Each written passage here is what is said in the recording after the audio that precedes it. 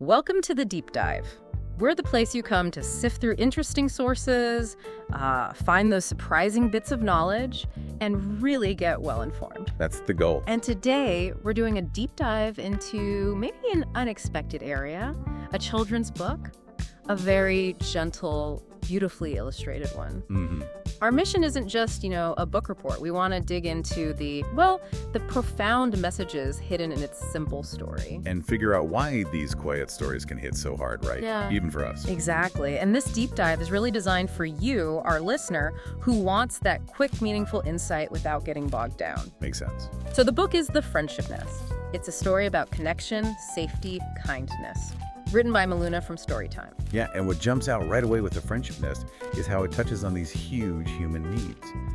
Feeling safe, being loved, truly belonging. The big ones. The biggest. But it does it so quietly, so tenderly. It's not shouting its themes. It shows that big impact doesn't always need a big voice.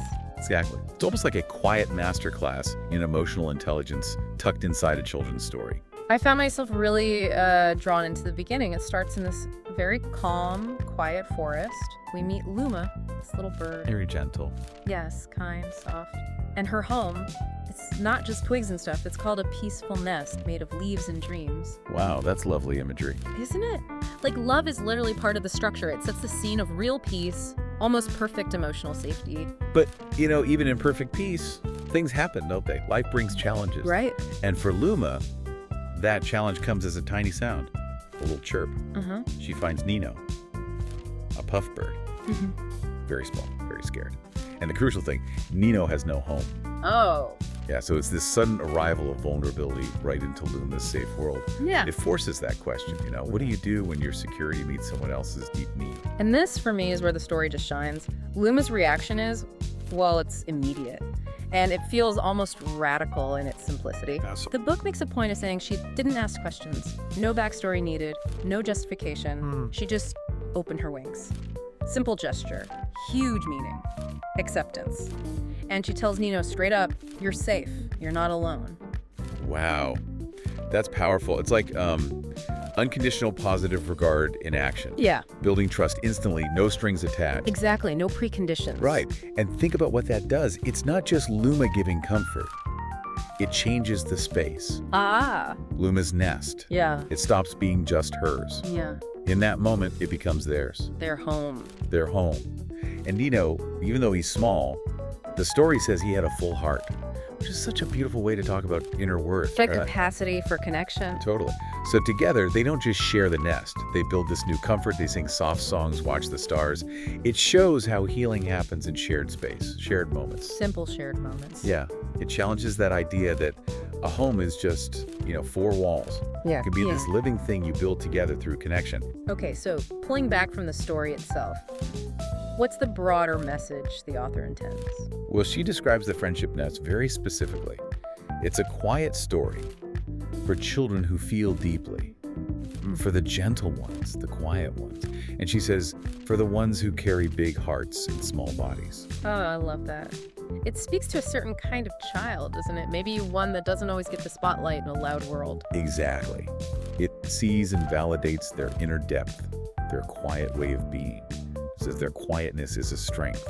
So why does this resonate with adults too? Why are we talking about it? That's the really interesting part, I think. Its power goes way beyond kids. It's like a quiet nod to anyone, any adult, who feels that, love doesn't have to shout. Right. Or that real kindness often starts just by listening, not by making grand gestures. Yeah. The author talks about how soft stories can change little hearts, but I think they change big hearts too. They remind us adults about things we forget. Like what? Like maybe true strength isn't always about being tough and self-reliant. Maybe it's in being vulnerable enough to connect. Mm-hmm. Or having the courage to offer that kind of unconditional welcome Luma shows. Things we lose sight of in, adult life. Yeah, the complexity of it all. This book sort of gently brings it back to basics. So for anyone listening who's intrigued, The Friendship Nest is available now on Amazon. Easy to find. Yep, and we'll put the direct link. It's https://www.amazon.com/DPB0FJD766X right in the description for this deep dive. Good. And the author, Maluna, she's sure to hope that the story brings families the same warmth and wonder it brought to hers. That's lovely. And we'd really encourage you, if this resonates, maybe read it with a child you know. Or even gift it. Or gift it. Yeah, to someone who could just use a story that, well, like the author says, feels like a hug. It's a nice thought. It really is. And as we wrap up, I guess I'm left pondering this. How do these incredibly gentle, unassuming stories manage to pack such a punch? How do they convey these massive truths about connection, about belonging, maybe even better than some dense philosophical text? That's a great question. And what does that tell us about the power of quiet kindness, of just accepting someone wings open in our own lives?